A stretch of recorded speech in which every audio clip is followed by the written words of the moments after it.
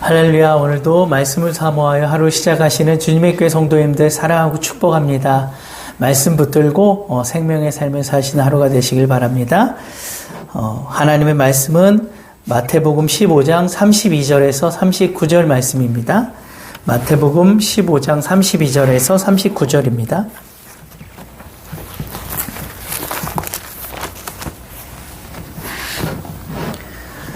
한 절씩 교독하겠습니다.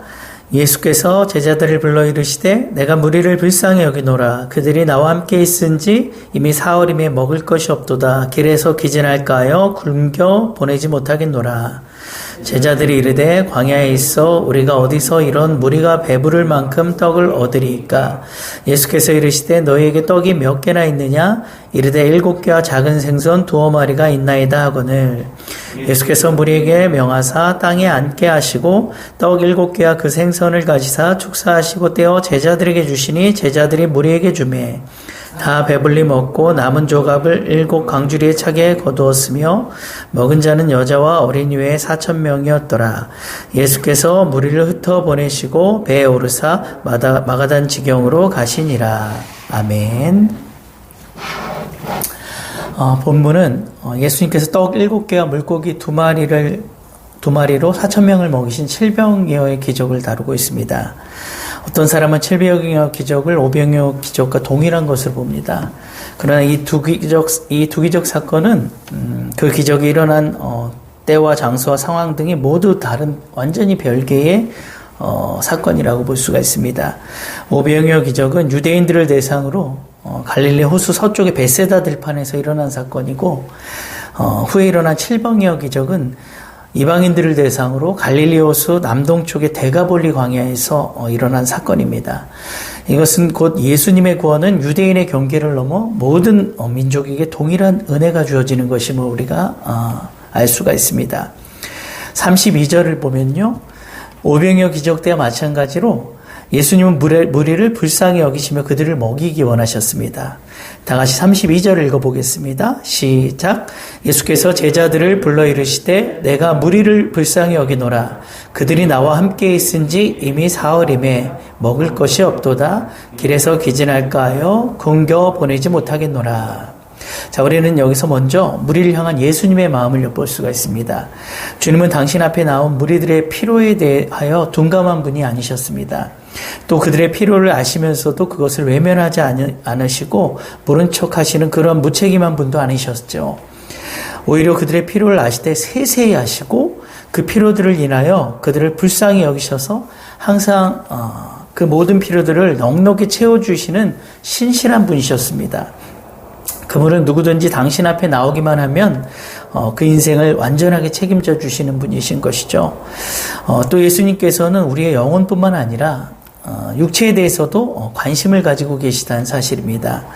주님은 우리들이 단지 영적으로 성숙되고 충만하여 그렇게 영적으로 충만하여 지기만을 원하시는 것이 아니라 육체적으로도 항상 건강해서 영육 간의 온전한 삶을 살아가기를 원하시는 분이세요.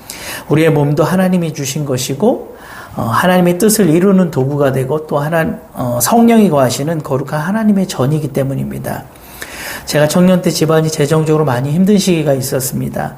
아버지 쓰러지시고 저도 IMF로 인해서 다니던 여행사 그만두었던 시기라 가정에 특별한 수입원이 없었습니다. 그런데 하나님께서 엘리야에게 까마귀를 통해 먹이신 것처럼 저희 집에 2명의 천사를 붙여주셨습니다. 권사님 한 분과 집사님 한 분을 통해 일주일에 2번씩 저희 집 냉장고를 채워주셨고 심지어 속옷과 양말까지 어느 것 하나 부족함 없이 그렇게 보내주셨습니다. 저는 하나님의 영적인 것만 채워주시는 분으로 생각했는데 그렇게 우리의 육적인 필요까지도 다 아시고 채워주시는 매우 섬세한 분이시라는 것을 그때 깨달았습니다. 제가 취직할 때까지 한 6개월 정도를 그렇게 채워주시고 한 번은 제게 변변한 양복 한 번 없는 것까지도 아시고 권사님 통해서 양복도 선물해 주셨습니다. 백화점 가서 제 인생에 가장 비싼 양복을 처음 그때 입어본 기억이 납니다. 그때 제게 주셨던 깨달음이요.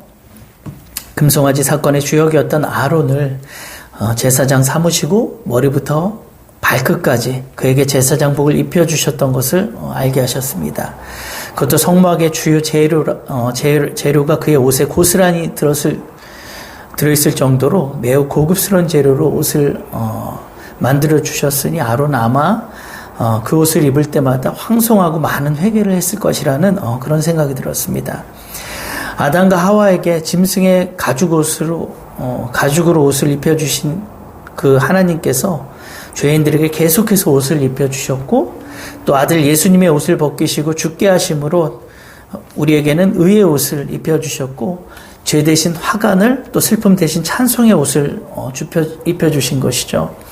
죄로 인해 병들고 기진에 있는 우리 가족을 두천살통에 먹이시고 입히셨던 이를 통해서 하나님의 깊은 사랑을 느낄 수 있었고 오직 우리가 주님의 은혜로만 살아가게 된다는 것을 깊이 깨닫게 하는 시간이 아니었던가 하는 생각이 듭니다. 그러면 예수님과 사흘이나 함께 한 무리들은 오늘 본문에 보면 어떠했습니까? 무리들은 밤이 되면 심한 추위를 견뎌내야 하는 팔레스틴 들판에서 아무런 준비도 없이 주님의 말씀을 듣기 위해 사흘 동안이나 머물러 있었습니다. 이는 무리들이 하나님의 말씀이 얼마나 굶주려 있었는지 또 그들이 하나님의 말씀을 얼마나 사모했는지를 잘 보여줍니다. 그들은 그 사흘간의 목마름과 배고픔 그리고 변변한 잠자리도 없이 혹독한 추위 속에서도 이틀 밤을 지새우는 그 고통조차도 대수롭지 여기지 않을 만큼 하나님의 말씀을 심히 사모하는 영적 갈급함이 있었던 것을 볼 수가 있습니다. 여러분, 예수님은 지금도 우리에게 영육의 풍성한 은혜를 부어주시길 원하십니다. 그러한 주님 앞에 우리는 늘 의에 줄이고 목마른 진정한 하나님의 자녀가 되어야 될 줄 믿습니다. 그래서 마지못해 억지로 하나님의 말씀을 듣는 것이 아니라 최선을 다하는 우리 그 말씀 속에서 진리를 발견하고 또 그 진리를 따라 살아가기 위해 최선을 다하는 우리 모두가 되어야 될 줄 믿습니다. 오직 말씀만이 우리의 본질적인 공고함과 허기를 채워줄 수 있는 우리의 영적인 배고픔을 만족시켜줄 수 있는 생명의 양식임을 꼭 믿으시길 축복합니다. 반면 제자들은 오병이어 기적을 경험했음에도 불구하고 그곳이 광야라서 먹을 떡을 구할 수 없다고 말을 합니다. 이는 그들 믿음의 한계를 보여주기도 하면서 이방인들이 섞여 있는 무리들에게 호의 베풀기를 주저하는 모습을 상징적으로 보여주기도 하는 것이죠. 34절을 보면 예수님은 그러한 제자들에게 떡이 몇 개나 있는지를 물으셨습니다. 이는 예수님께서 당신의 제자들이 가지고 있는 떡으로 그곳에 모여있는 사람들에게 사람들 전부를 먹이시는 기적을 일으키시기 위함이었습니다. 그러면 예수님께서 왜 제자들이 가지고 있는 떡으로 기적을 일으키려 하셨을까요? 그것은 제자들을 당신의 역사에 참여시키기 위함이었습니다.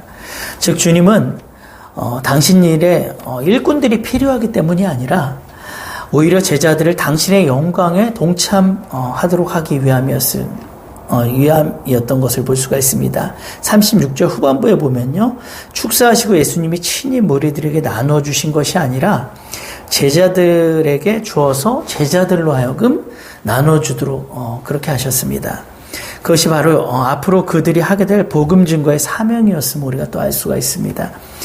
여러분, 우리도 사실 주님의 일에 동참할 자격도 능력도 없을 뿐만 아니라 굳이 참여시키실 필요도 없는 그러한 사람들입니다.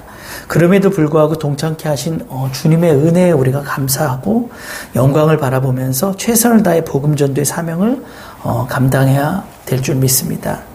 이 시대에도 영적으로 굶주려 기진하여 죽어가는 영혼들이 많이 있습니다. 그 영혼들을 불쌍히 여기시는 주님의 마음으로 주님이 축사하셔 떼어주신 떡을 많은 자들에게 나누어 줘야 할 필요가 있습니다. 주님이 주시는 이 영생의 양식을 이미 먹고 또 생명의 은혜를 누리는 우리는 이 은혜를 전하지 않고는 견딜 수 없어야 하는 것입니다. 우리가 체험한 구원의 은혜를 많은 사람들에게 전하는 저와 여러분이 되기를 축복합니다. 다시 34절을 보면 제자들이 예수님께 드릴 수 있는 양식이란 몇몇 사람이 나눠 먹기에도 상당히 부족할 만큼 적은 양이었습니다. 중요한 것은 그들이 양식을 자기들이 먹으려 하지 않고 주님께 드렸다는 것이죠. 그때 그 적은 양식은 능히 그곳에 모인 모든 사람들을 배불리 먹이고도 남은 것이 7 강줄이 가득 찰 정도가 되는 하나님의 큰 역사를 이룰 수가 있었습니다. 이처럼 주님께서는 당시께 바쳐진 보잘것없는 것들을 통하여 큰 역사를 이루시는 분이십니다. 여러분, 우리가 가진 것이 보잘것없는 것이라 할지라도 우리가 그래서 무엇인가 대단한 것을 드리지 못한다고 해도 결코 위축되거나 낙심하지 마시기 바랍니다. 오히려 우리의 하찮고 보잘것없는 것을 통해서, 우리의 약함을 통해서 큰 역사를 이루시는 사실을 믿으시고 늘 주님을 바라보시고 기쁨으로 최선의 것을, 최고가 아닌 최선의 것을 드리시기 위해 힘쓰시는 여러분 되시길 축복합니다. 37절을 보면 모인 자들이 다 배불리 먹고 심지어 남은 조각을 7 강주리에 차게 거두었다고 말합니다. 이처럼 주님의 은혜는 부족함이 없이 항상 풍요롭습니다. 여자와 어린 아이를 빼고도 4,000명이 배불리 먹을 정도로 차고 넘쳤습니다. 하나님의 구원은 유대인에게만 제한된, 그들만이 겨우겨우 각박하게 은혜를 받는 그런 구원이 아니라 모든 사람에게 동일하게 주어지는 넘치는 구원인 것을 여러분 꼭 믿으시기 바랍니다. 여기서 남은 조각을 모은 강주리가 7이었다는 것은 주님의 섭리였다고 할 수가 있습니다. 여러분, 5병의 기적이나 7병의 기적은 이 땅을 향한 하나님의 구원을 상징적으로 보여주는 것입니다. 유대 문화에서 숫자는 단순히 개수를 세는 숫자의 의미만이 아니라 각각의 숫자마다 중요한 의미를 가지고 있습니다. 그래서 두 기적 사건에 나오는 숫자들은 상징적인 의미가 있고 그것을 이해하는 것이 또한 매우 중요합니다. 5병의 숫자 5는 하나님의 말씀 모세 오경을 상징하는 숫자이고 12바구니의 12는 이스라엘의 12지파를 상징하는 것입니다. 즉 5병의 사건은 이스라엘 백성들에게 베푸신 하나님의 은혜를 상징한다고 볼 수가 있죠. 반면에 7은 천지만물을 상징하는 완전수로서 하나님의 천지 창조를 의미하고 하나님의 영적 완성, 하나님의 신적 완성을 의미하는 숫자라고 볼 수가 있습니다. 그리고 4,000명의 4는 동서남북 계시록 7장에 땅의 네 모퉁이를 상징한다고 볼 수 있죠. 즉 예수님의 구원은 유대인이라는 이 민족적 한계를 뛰어넘어서 모든 민족에게 베푸시는 하나님의 사랑임을 우리가 또한 깨달을 필요가 있습니다. 마치 이스라엘이 광야에서 하나님이 주시는 만나를 먹었듯이 온 땅 모든 민족이 광야에서 주시는 떡을 먹게 되는 것입니다. 결국 7병의 사건은 예수님이 단지 유대인들만의 메시아로 오신 것이 아니라 이방인들을 위해서도 오신 그리스도이심을 깨닫게 하시는 것이죠. 오늘 하루도 후히 주시고 넉넉히 채워주시는 하나님의 사랑에 감사하시고 주님을 더욱 간절히 사모하고 주님만을 바라보시면서 주위의 영혼들에게 이 생명의 양식을, 영생의 양식을 나누어 주시는 저와 여러분이 되기를 예수님의 이름으로 축원합니다. 하나님, 그 은혜와 사랑에 진심으로 감사를 드립니다.